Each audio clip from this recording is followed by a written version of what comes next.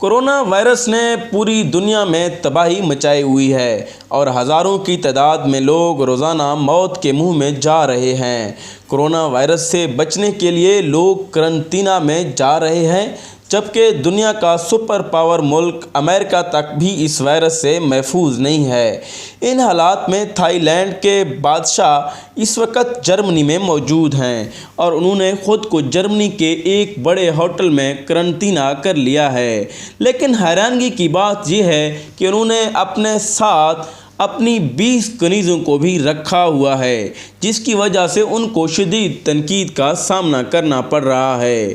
تفصیلات کے مطابق اس وقت جرمنی میں مکمل لاک ڈاؤن ہے، لیکن تھائی لینڈ کے بادشاہ نے جرمنی میں ایک 5 اسٹار ہوٹل پورا بک کروا لیا ہے اور صرف یہی ہوٹل ان کی وجہ سے کھلا ہوا ہے۔ بتایا جا رہا ہے کہ بادشاہ مہاوزیر علوم قرن سیر و تفریح کے لیے جرمنی گئے تھے اور دنیا کے حالات کو دیکھتے ہوئے انہوں نے جرمنی میں ہی رکنے کا ہی فیصلہ کر لیا اور اسی لیے پورا ہوٹل بک کروا لیا۔